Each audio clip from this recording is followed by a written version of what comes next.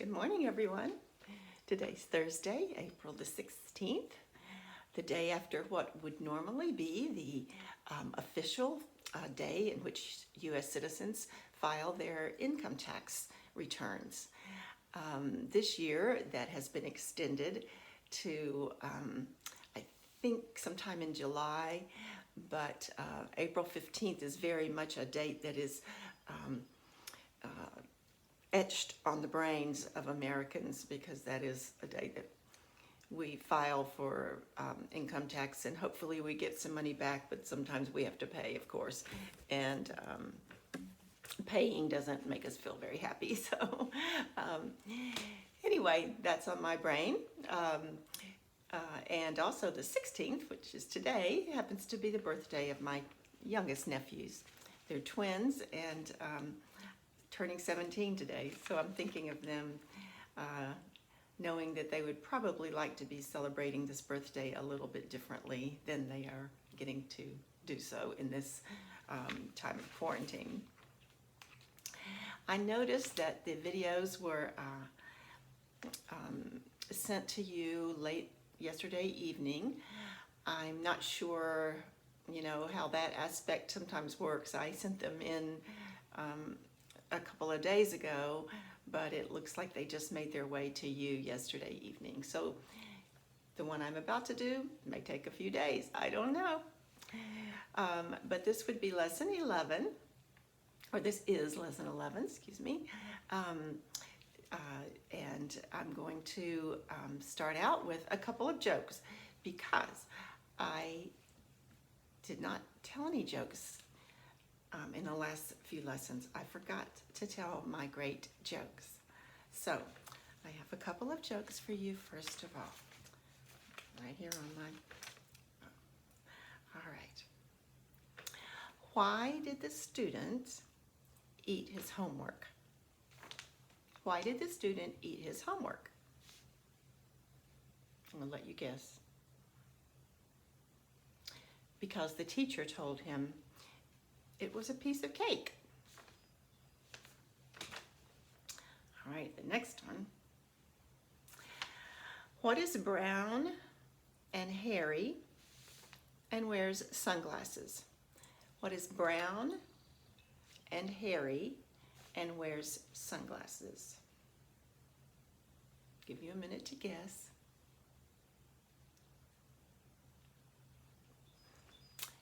A coconut on vacation. And one more. How do you stop an astronaut's baby from crying? How do you stop an astronaut's baby from crying? You rock it. Get it?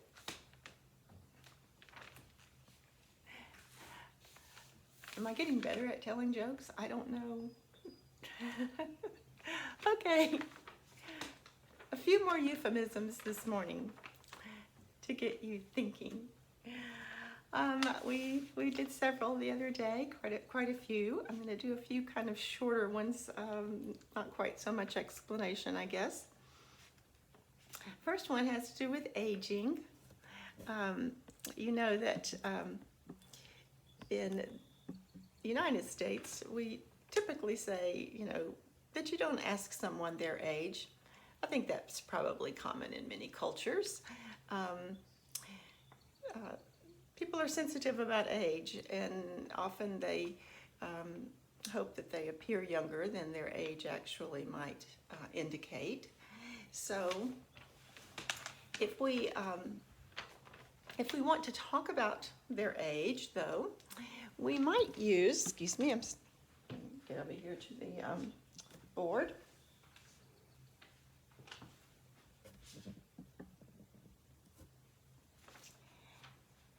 If somebody says, oh, I don't want to get any older, or, oh, I'm getting old, we might use a euphemism to comfort them. We might say,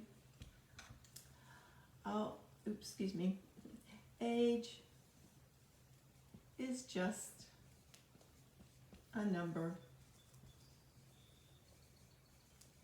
Okay? Age is just a number. Or we might tell them that they don't look their age. Someone says, oh, I'm 82 today. And you won't say, you look like you're 82. You would typically say, oh, you don't look your age. We might also say that they don't act their age, okay? They don't act like an 82-year-old who is, sits around all day and doesn't do anything. They're a more active person, and you don't act your age. If we're describing people who are older, you know that we use the term senior citizen.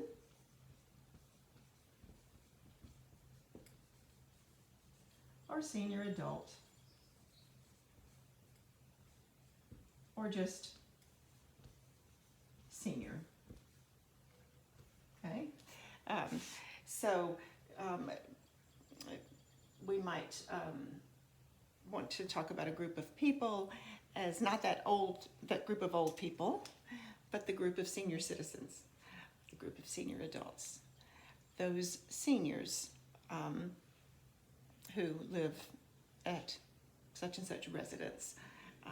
So that's sort of a euphemism. It's a softer way of saying those old people. We might describe a person who is getting older as aging, A-G-I-N-G, aging gracefully. A person who ages gracefully doesn't look his or her age. They have a younger mindset. So we say, oh, they're aging gracefully, or you are aging gracefully. If they tell you that, oh, I'm getting old, or this is my, 75th birthday, well, you are aging gracefully. And we could substitute for gracefully other adverbs such as beautifully, gently, nicely, okay? So just ways of softening that. We also might describe a person, if we're talking to someone else and we're telling them about our parent, and we may say, instead of saying, oh, my mom is getting really old, we might say getting along,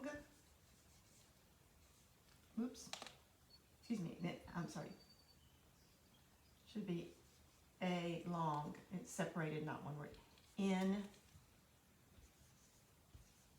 years. Getting along in years. In other words, a longer lifespan, okay? Not sure if you can see that one. Getting along in years. So some ways to talk about age. When we are talking about young people, of course, there are many ways that we can talk about youth, and most of them are pretty positive because youth is perceived as a positive thing. But we might use certain euphemisms. One that is going to sound a little funny to you is still wet behind the ears. That's a funny one to think about, but here's what it means. When a baby is born, we know that they come out of the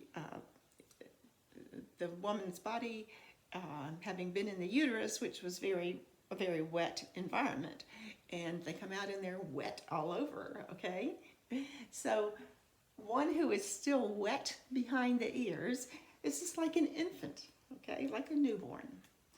Now, sometimes this could be used to in a negative way. Let's say that you have a new employee in your office, and the employee is young, maybe in their 20s, and sometimes that employee acts like he or she knows it all. They have a bit of an attitude, and they don't like being told what to do. The boss may have to say to that employee, listen, you're only 24. You're still wet behind the ears. There are some things that you don't know yet. You need to listen up and learn and change your attitude. So that saying right there, that euphemism could be used in a situation like that. We also describe young people as just a babe, okay? Just a babe. Sometimes when someone turns 25, they say, oh my gosh, I'm 25 and a fourth of my life is probably over now. And you might say, oh, you're just a babe. Because from my point of view, 25 sounds really young. Sometimes we would change that to just a kid. You're just a kid. Even if they are 25. Okay? In general, we speak about the younger generation. So that's a euphemism.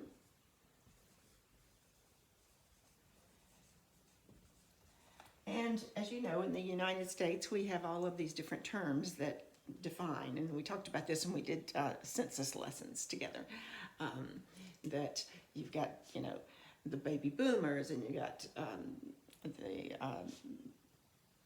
millennials, and you've got the Generation X, and all of these things. So all of those kinds of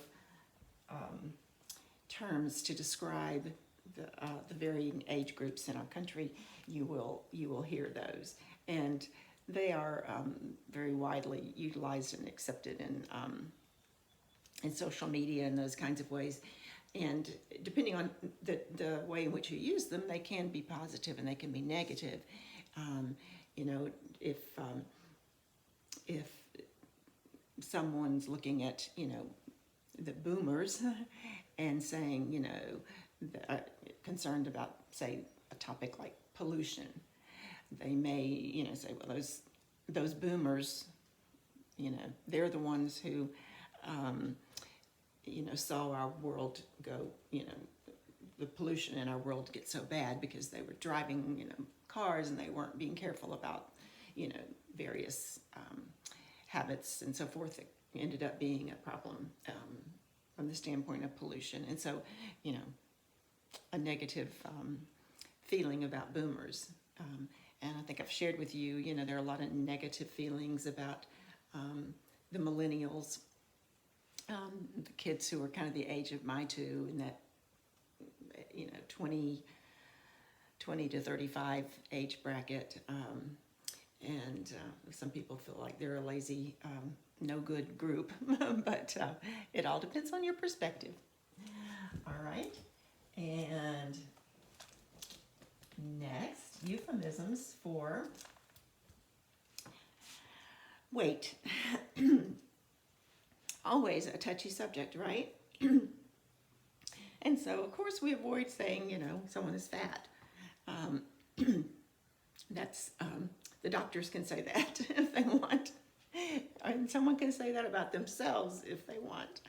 But if we're describing someone's weight and they are a little bigger, we might say that they, particularly if it's a woman, we would say curvy. Okay, curvy.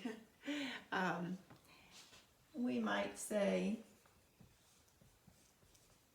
fluffy. Fluffy, just a little extra fluff on their bodies. When it's men, we might be more apt to say the word stout. Stout kind of means, a little bit on the heavier side, okay? And speaking of a little bit on the heavier side, that's another euphemism for both men and women when we're describing them, if they are a little bigger. So they're a little on the heavier side. We might also use the word, more so with women, full-figured. Okay, full-figured. When someone is particularly thin, we might say that they are thin as a rail. A rail being the edge that goes around a fence, the top of the fence, and it's usually narrow. Okay, thin as a rail. We might say that someone who is tall, this is going to be a funny one to you, someone who is tall is a long drink of water. Boy, he's a long drink of water. He's really tall.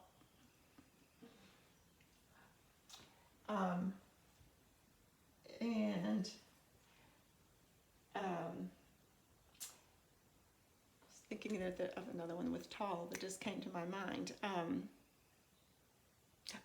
If someone is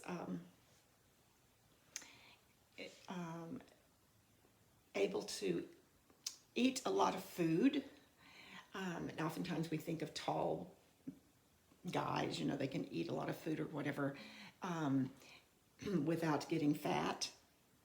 We say that they have a hollow leg. L-E-G. They have a hollow leg. Hollow meaning empty. So I know when my nephews are around visiting me, I cook, and it seems like I just keep cooking because they just keep eating. And I tease them and say, I think you have a hollow leg. Where is this food going? So these are just a few euphemisms about weight and physical appearance, and tricky sometimes when you hear them to know exactly what is being referred to. Okay, that was kind of fast, and I see I'm almost at 20 minutes here. I would like to do one or two more, so I'll stop and restart.